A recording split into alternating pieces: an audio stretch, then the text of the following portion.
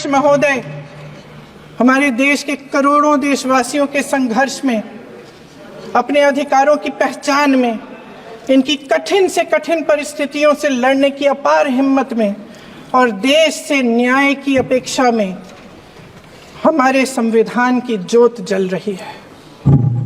मैंने हमारे संविधान की ज्योत को जलते हुए देखा है और इसके साथ साथ ये भी समझा है कि हमारा संविधान एक सुरक्षा कवच है, एक ऐसा सुरक्षा कवच है जो देशवासियों को सुरक्षित रखता है, न्याय का कवच है, एकता का कवच है और अभिव्यक्ति की आज़ादी का कवच है। दुख की बात यह है कि मेरे सत्ता पक्ष के साथी जो बहुत बड़ी बड़ी बातें करते हैं, इन्होंने इन 10 सालों में ये सुरक्षा कवच, सत्ता पक्ष के मेरे साथियों ने ये सुरक्षा कवच तोड़ने का पूरा प्रयास किया है। संविधान में सामाजिक, आर्थिक और राजनीतिक न्याय का वादा है।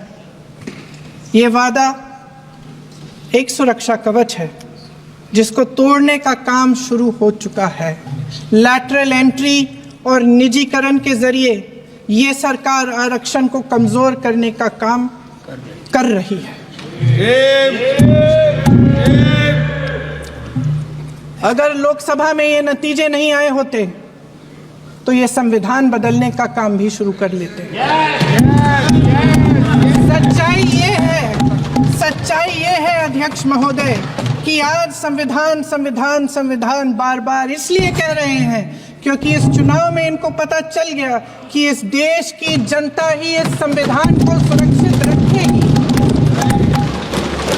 कि इस चुनाव में हारते हारते जीतने से इन्हें एहसास हुआ कि ये संविधान बदलने की बात इस देश में नहीं चलेगी।